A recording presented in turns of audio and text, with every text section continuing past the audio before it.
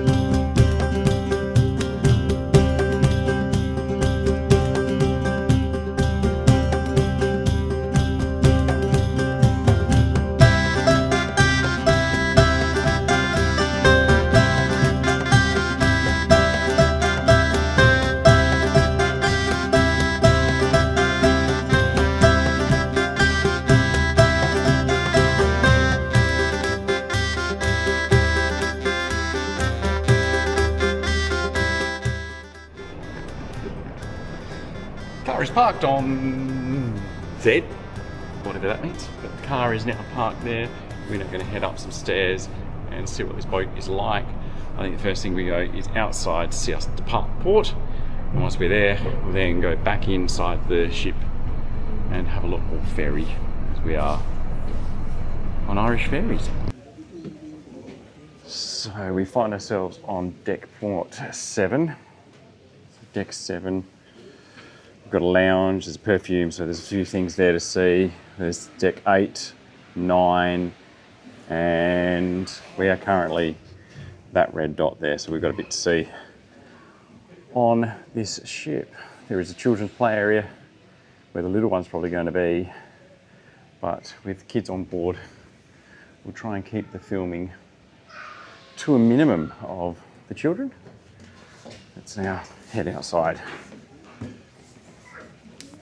This is different than the ferry we had when we came over the first time. There was more play areas for kids, but for big kids, game machines, old school Daytona. That's not bad. Just no play equipment for the kids like there was on the other ferry. But let's head outside.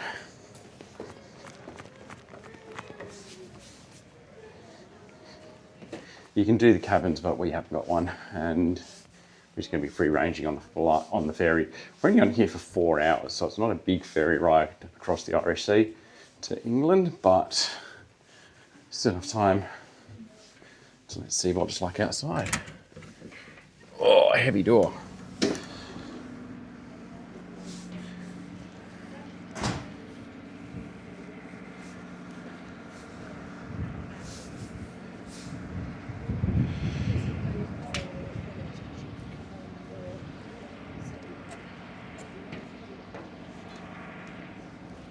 It's not too bad out here. Put the sunglasses on.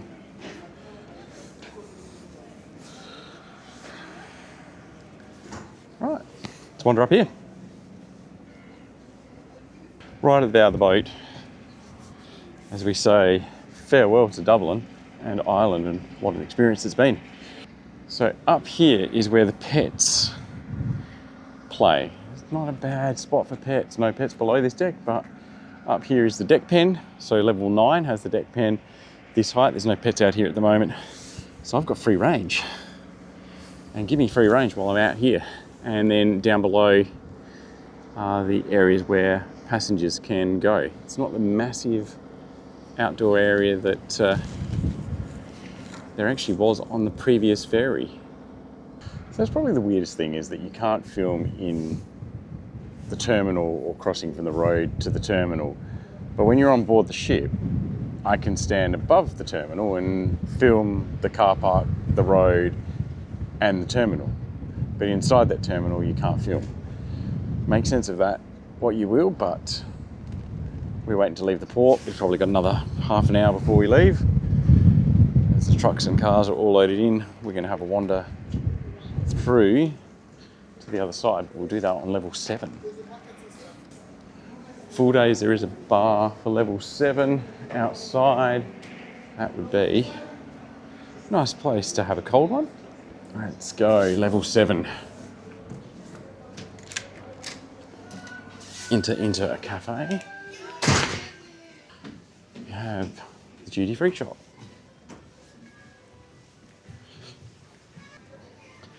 So the duty-free shop is right at the front on level 7. And it has your normal array of Lego, chocolates, you name it. All the duty-free kind of stuff you normally see. Plus under there, all the alcohol.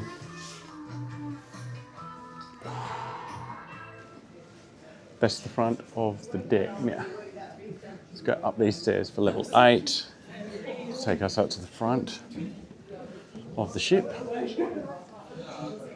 And are we loud out the front?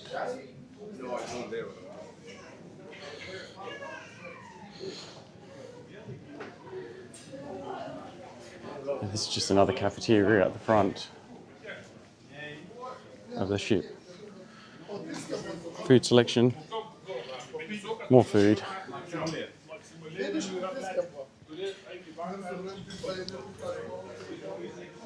And we may be getting going.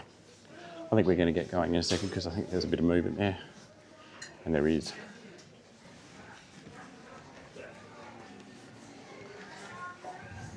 So these cabins that we're walking past now, they'll be perfect for the night travels that they do. So we're at the day 1:15 leaving Dublin, or 1:45 leaving Dublin.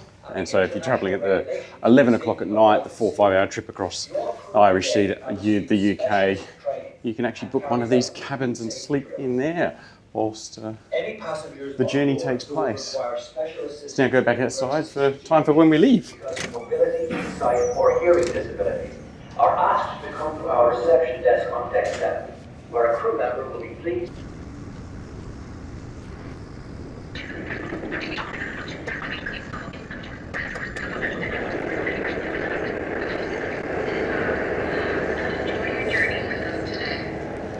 And it's departure time. We are leaving Ireland. That has been an amazing 7 days over here in Ireland, but now it's time to head back to the UK. Goodbye, Ireland.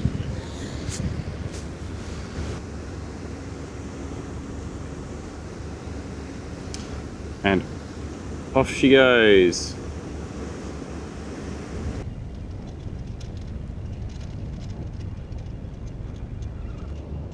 Absolute perfect day to be out here as well. There's not much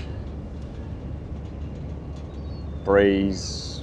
Sun has been out the whole time we've been in Ireland. It's been absolute amazing 7 days over here, touring around, seeing the sights. But now it is time to head that in direction as we head back to the UK. The quiet sound of leaving the port is interrupted by the amount of car alarms going off at the moment. It's quite surreal besides that.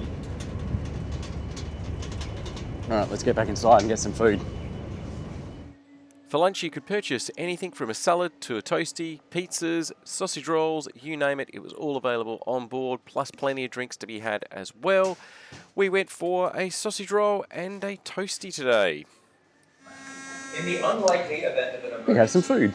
the following signal will be sounded on the ship's alarm. 7 short blasts, followed by 1 34? prolonged blast. Sausage and this, yeah? Yes, thank you. Cheers, thank you.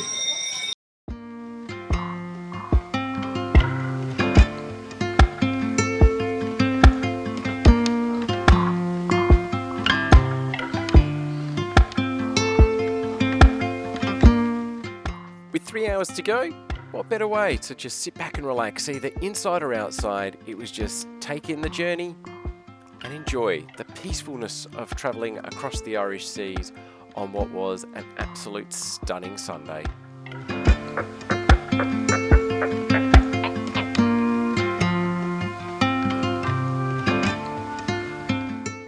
It was off to try and find a drink. Unfortunately, with it being so quiet on board, a lot of the bars looked like this.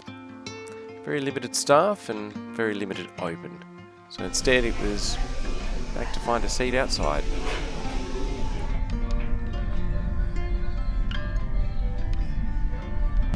We're on the final stretch now into the UK. We're at the back of the boat because the front of the boat is a restaurant or the club car, which we don't have access to the club car on our tickets today. We just bought the basic ticket. It was around about 160 Australian, but I'll put the exact price on the screen now, exactly how much it was.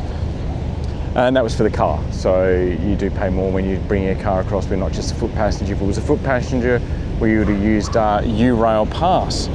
But this is the view you see at the back of the boat. I'm going to go around and see if we can find the land, which is just going to hang off the edge of the boat. So let's make sure that this camera doesn't go off my hands. And we may be able to see the United Kingdom. And the United Kingdom is there. We're getting closer to it now. So just let you in when we're filming this. It's the middle of May. We're filming this at the moment and the weather is absolutely perfect to be crossing the Irish Sea. Now we've heard from plenty of people that this time of year can be treacherous crossing the Irish Sea, but there's not a cloud in the sky. If I just flick this around, that is May, and the clouds are over England and from where we come from towards Ireland, which you can't really see on the camera, but it's been absolutely perfect weather the last week we've had in Ireland, and it has made Ireland look amazing. It was so green over there, spectacular cliffs of Moher. And then when we did the Ring of Kerry, that had some of the most picturesque scenery we've seen whilst we've been travelling. So we're about to head into the United Kingdom, into Holyhead. We're not staying in Holyhead tonight. We're going to a place about an hour and a half away. So when we get off the boat, we're straight into the car and we will drive to that location. And that is where I'll conclude today's video. But at the moment, this is the scene on the boat on an absolute gorgeous spring day in May.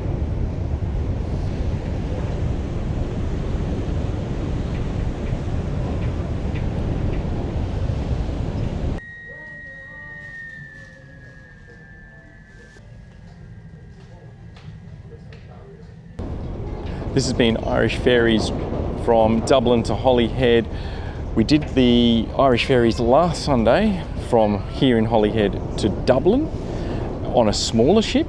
There was Irish Ferries ship again, but it was a smaller one. It had a bigger playground for the kids. This one had a smaller one. But overall, the experience on both ships has been very pleasurable on very smooth seas. So the staff, fantastic to deal with. Food is reasonably priced, what you expect on a ferry. It is more than you pay on land, but hey, when you're out at sea, the prices are a little bit different, but hey, it was still very enjoyable. But we are about to land. But overall, the experience, purchasing tickets, the communications from them has been absolutely brilliant. Well, we were given time changes that they've moved it forward about 45 minutes to an hour. We were supposed to leave Dublin, for instance, at 2:30. That got brought forward to 1:30, and same here last Sunday from Holyhead to Dublin. So the communication from them on those times changing was brilliant. The SMSs, the emails, etc.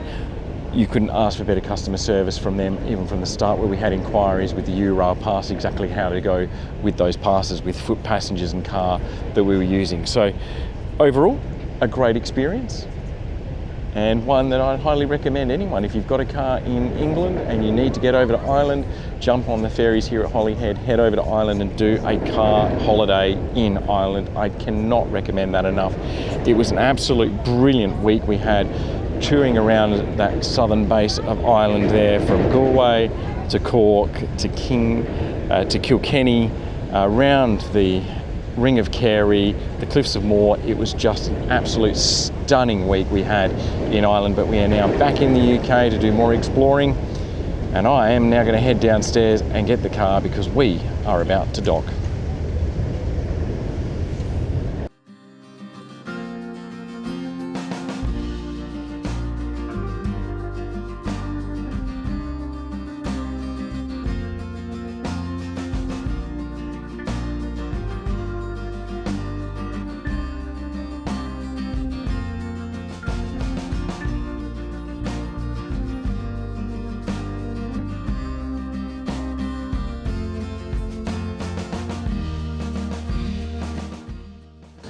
After a 2-hour drive, we've made it to Chester. What a place this is.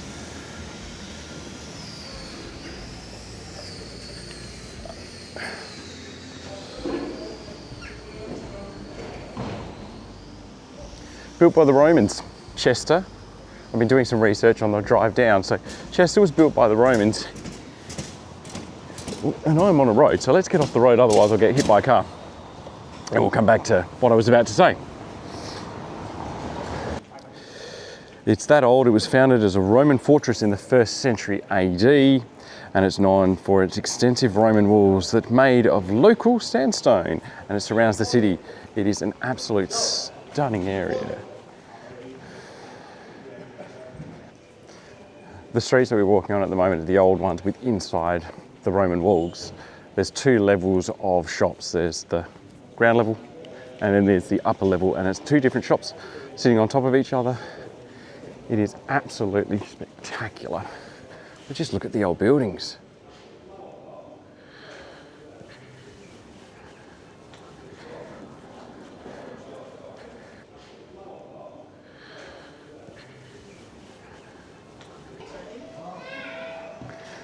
Give perspective, we're now on the 2nd level.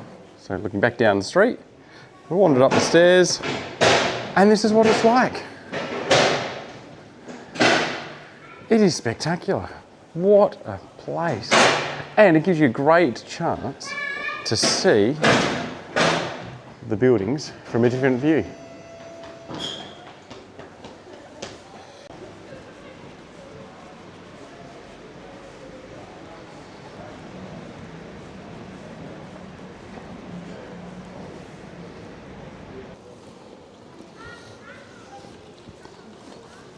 I'm going to wander up to the cathedral. This is the way up to the cathedral, and what a sight.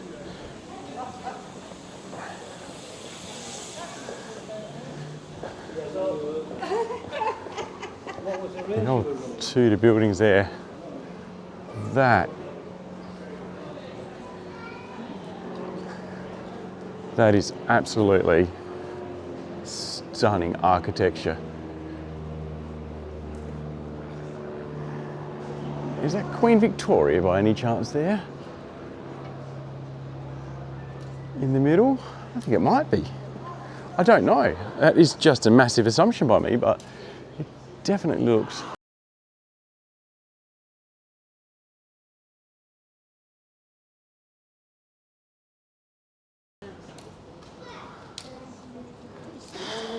Wow.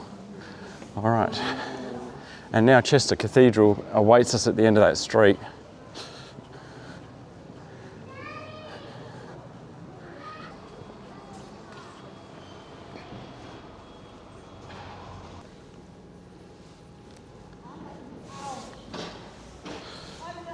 Chester Cathedral. We're going to go hopefully inside and check it out. So hat's going to get removed. I'll see you on site inside if we can.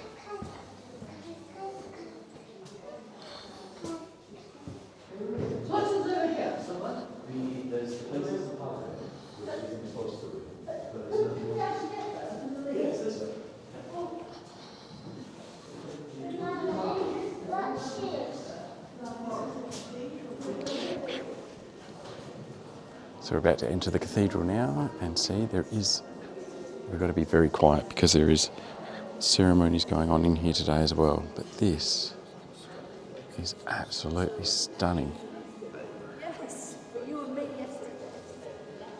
Oh wow, I'm going to turn the camera around.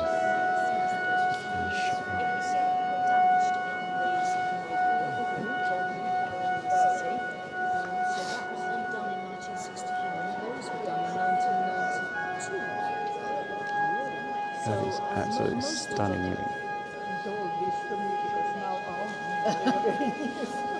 Sorry. Just overhearing a conversation there.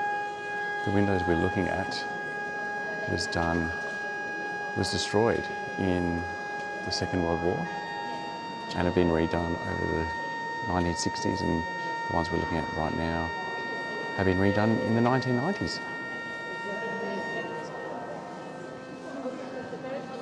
And someone has actually made the cathedral out of Lego.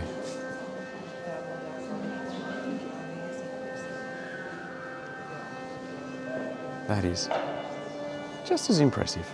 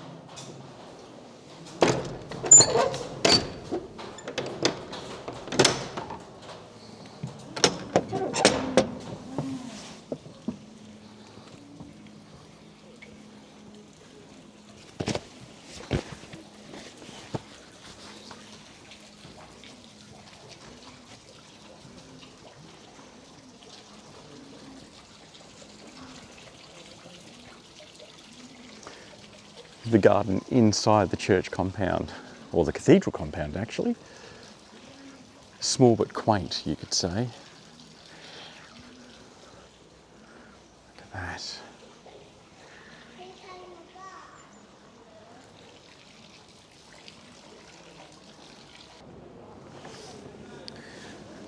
Chester Cathedral. We're now going to head back into the main shopping precinct area, and down there we're going to have a look at that east gate and climb up on it.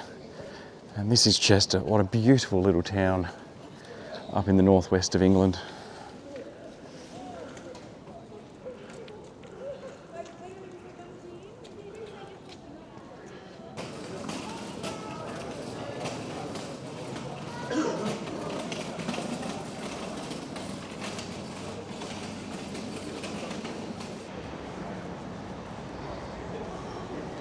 So we're just heading now down to the wall, in which we can actually climb up and walk around the township of Chester, which is just down in this direction.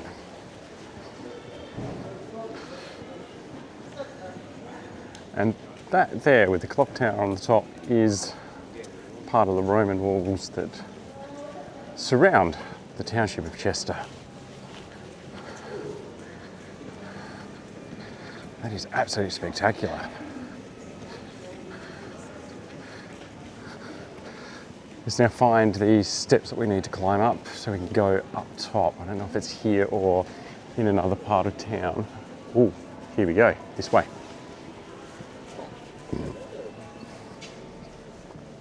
Eastgate clock.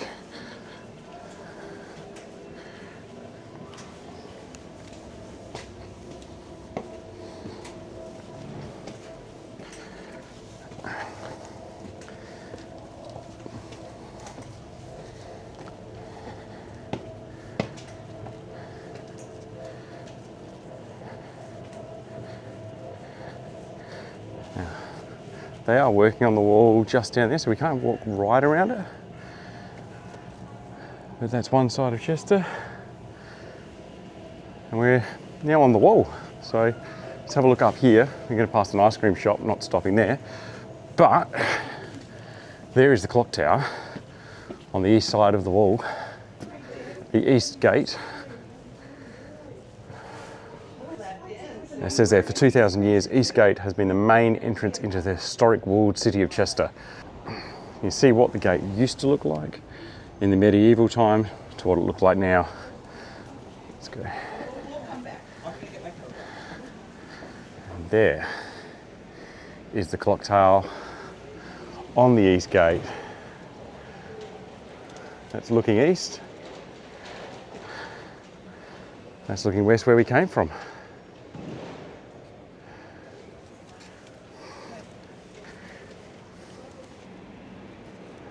So this is the East Gate here in Chester. I think it's a great spot to finish this video. If you're ever in England, make sure you come up to the northwest and have a look at Chester. It is absolutely stunning. Cannot show enough video to show how beautiful this place is, but I am going to end it here. This has been a quick tour from Dublin to Chester via the Irish Sea on Irish Ferries. It's been an absolute pleasure bringing it to you. As always, don't forget to like, subscribe and comment. Tell me what your thoughts about this video is. And until next time, I will see you somewhere else in the world as we travel around. Bye.